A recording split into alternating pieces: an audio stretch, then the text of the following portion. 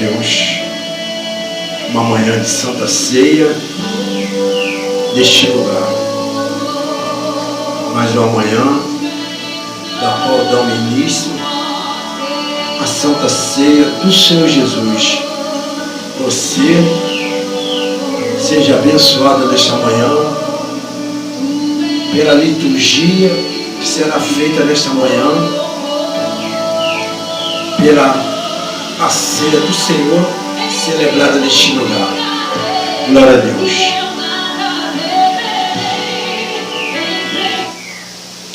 Glória a Jesus. Nesta manhã eu quero dar início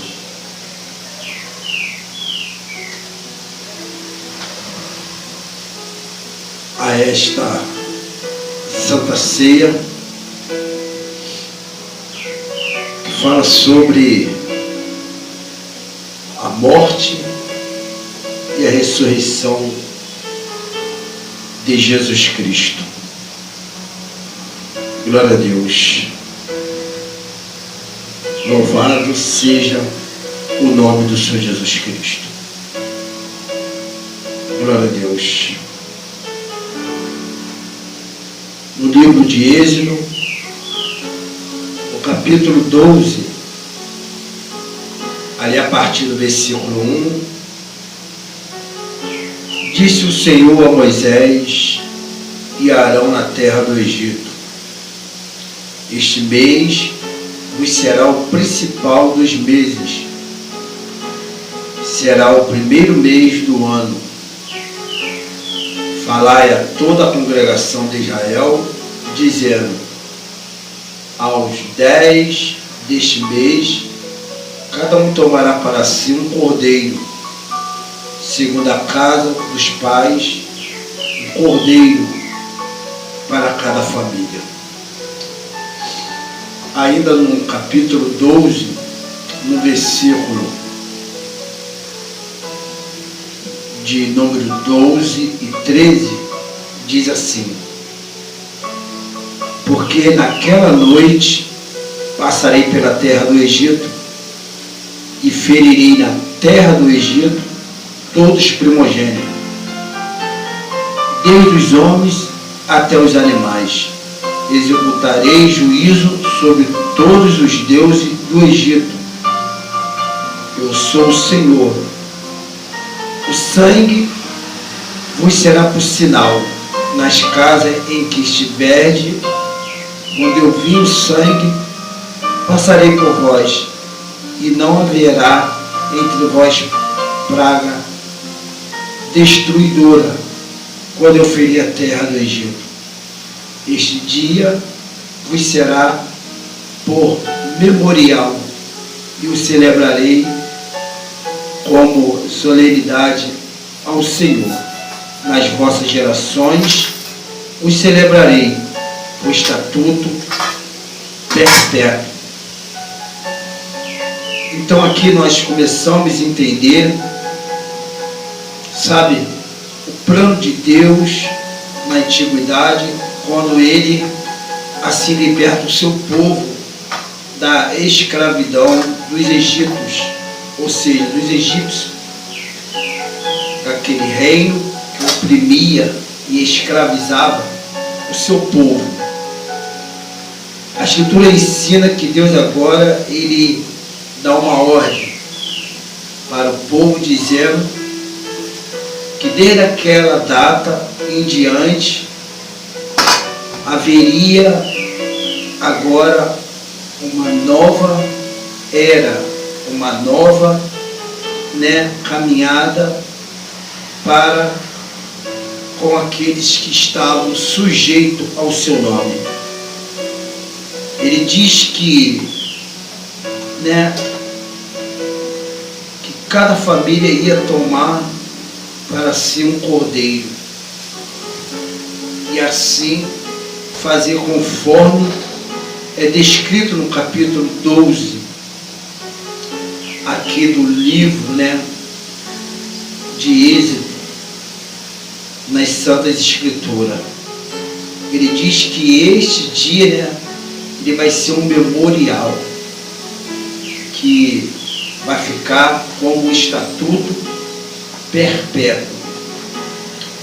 Então nós começamos a entender que agora Jesus aparece aí no Novo Testamento, depois que houve, muitas guerras, depois que houve muitas disputas de reinos. Agora Jesus aparece num tempo da qual ele estava o Império Romano dominando todas as províncias, todos os povos, disputando assim a sua força, o seu domínio com os gregos. E então ele inicia as palavras de Jesus naquele tempo, naquela época, da qual muitos já estavam desacreditados do Salvador, da promessa que foi feita lá atrás, que haveria um Redentor, um remidor para com o seu povo, de Israel, ali naquela terra da qual havia duas nações brigando entre si pelo poder e pelo conhecimento do Império Romano e os gregos, que buscavam conhecimento, buscavam o entender de todas as coisas. A Escritura diz que os romanos, eles eram aí um povo completamente diferente do povo de Israel. Eles viviam na idolatria, na libertinagem, na prática da avareza e do pecado. Os gregos tinham a sua inclinação voltada para o conhecimento e também para as suas idolatrias, para os seus deuses. Esses dois povos ficavam confusos quando se deparavam com o povo de Israel, porque eles não viam no povo de Israel estátua, figura alguma de deuses. Então eles ficavam se perguntando: que povo é esse que nós encontramos no nosso meio, que não invocam nenhum deuses? Porque os deuses para eles eram de pedra, de madeira, feitos com os artifícios de bronze, de ouro. Mas o Deus de Israel sempre foi um Deus invisível, um Deus que você sente a presença dele e não você toca simplesmente como uma escultura ou uma imagem ou qualquer outra semelhança de animais na terra. Mas voltando ao assunto da Escritura, a Escritura diz que Deus ele ordena que a família pega um cordeiro e mata e pega o seu sangue e coloca no umbral da porta, para quando ele viesse ferir a terra do Egito, segundo diz aqui a Escritura, que ele não viesse trazer destruição dentro do lar, dentro da casa, que não houvesse o sangue. E como bem nós somos entendidos a respeito dessa leitura, nós sabemos muito bem o que aconteceu com os que não botaram o sangue na porta de suas casas, ali quando deu meia-noite na terra do Egito, o nojo da morte passou para ferir os primogênitos de todas as espécies, tanto de vida como de animais. Chegando no Novo Testamento, nós se deparamos com Jesus se declarando como Filho de Deus e o Salvador. Mas muitos não entendiam, porque Jesus ele veio como uma pessoa humilde, como uma pessoa, comum, como eu e você, se apresentar reino, cavaleiros, riqueza e aparência, como se fosse um camponês ou um fazendeiro em uma fazenda.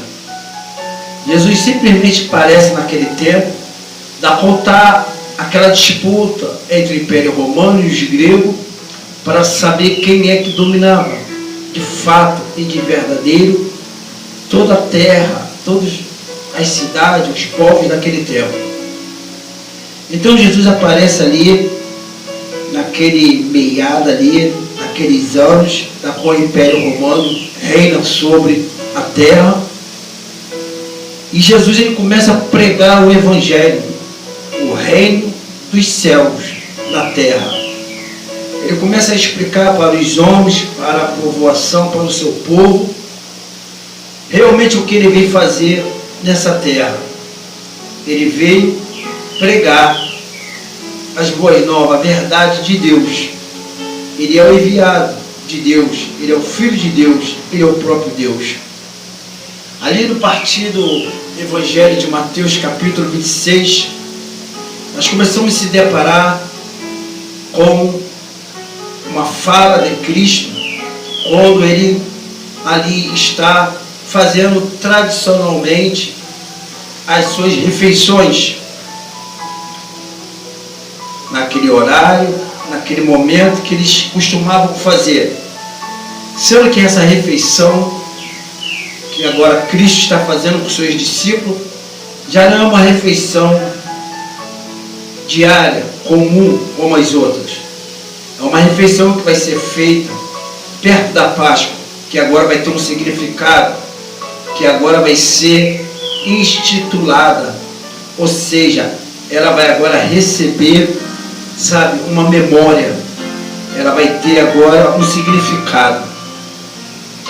Ali no capítulo 26 do Evangelho de Mateus, do versículo 26 ao versículo 30, diz assim: enquanto comiam, tomou Jesus o pão e, abençoando, partiu e deu aos discípulos, dizendo: tomai, comei, isto é meu corpo. A seguir, tomou um cálice, tendo dado graça, o deu aos discípulos, dizendo: bebei dele todo, porque isto é o meu sangue, o sangue da nova aliança, derramado em favor de muitos para a remissão de pecados. E digo-vos que desta hora em diante não beberei deste fruto da videira, até aquele dia em que o hei de beber de novo convosco no reino do meu Pai. E tendo cantado o hino, saíram para o monte da Oliveira. Então esse cenário aqui mostra a preparação, a cenação que Jesus estava fazendo a respeito de algo que iria ficar marcado para toda a humanidade que hoje vive nessa terra, nesse planeta, e tem acesso à Escritura, a morte e a ressurreição dele. A promessa. Sabe, na antiga aliança foi o cordeiro, sem mancha, sem defeito, sem nenhum problema algum, para entregar diante de Deus e para o anjo da morte não tocar no primogênito dentro das vossas casas. Lá no Egito foi assim, o símbolo, a referência foi o cordeiro.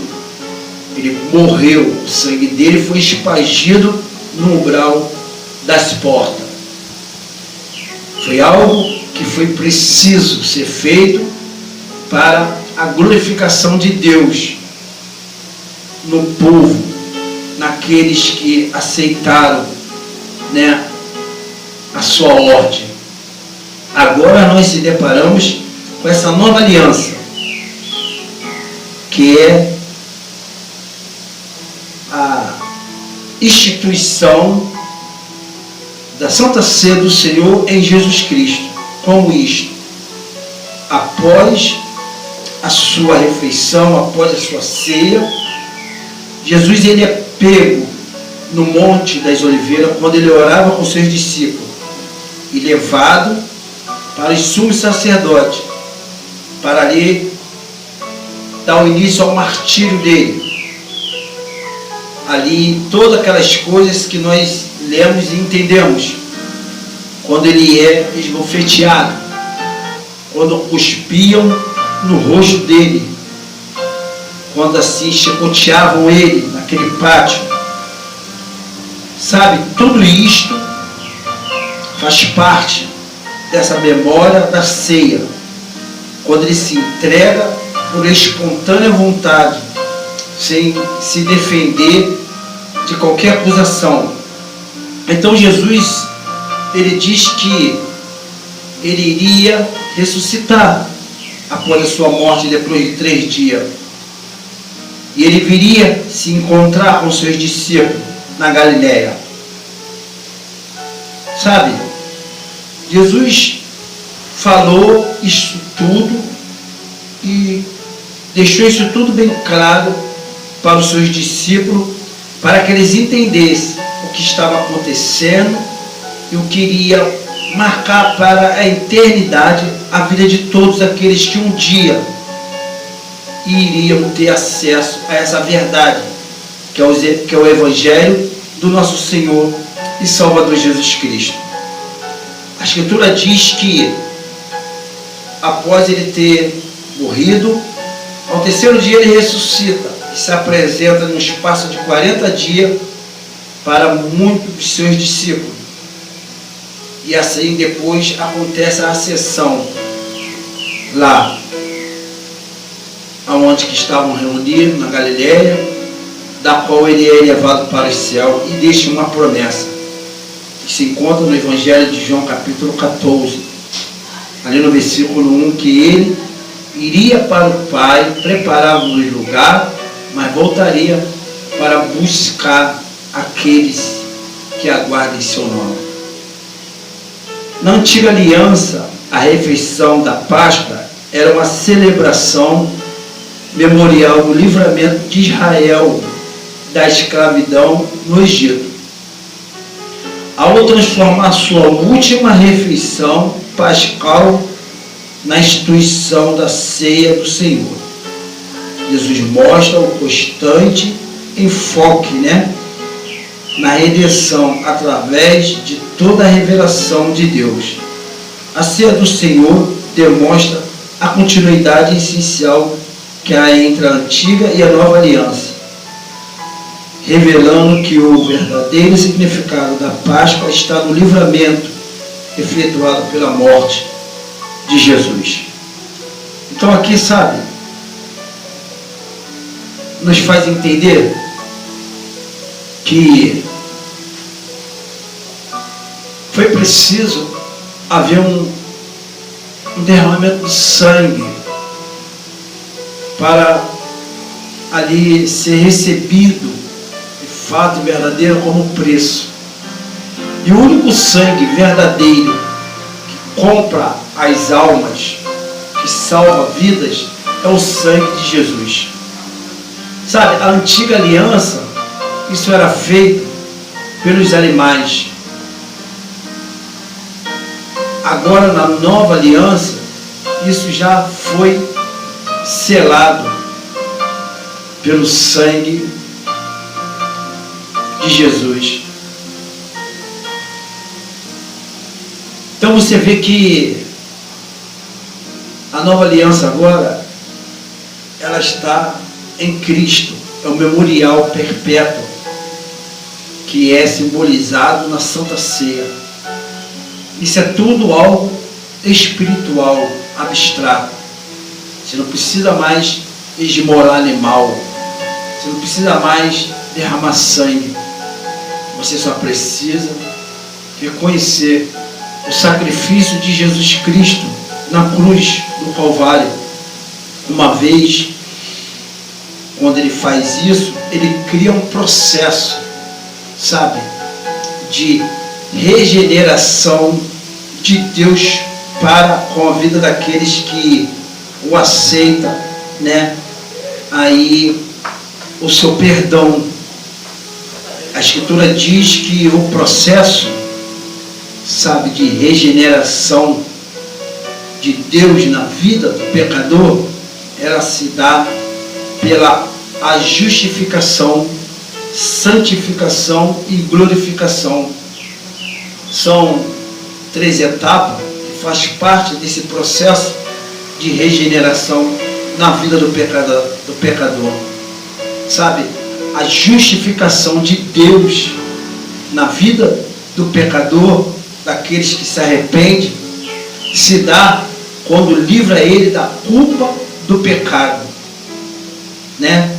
Deus ali declara, né, aquela pessoa justa mediante arrependimento, quando ele se dá ali diante do altar, se então ali confessando, né, a sua conversão em Cristo Jesus.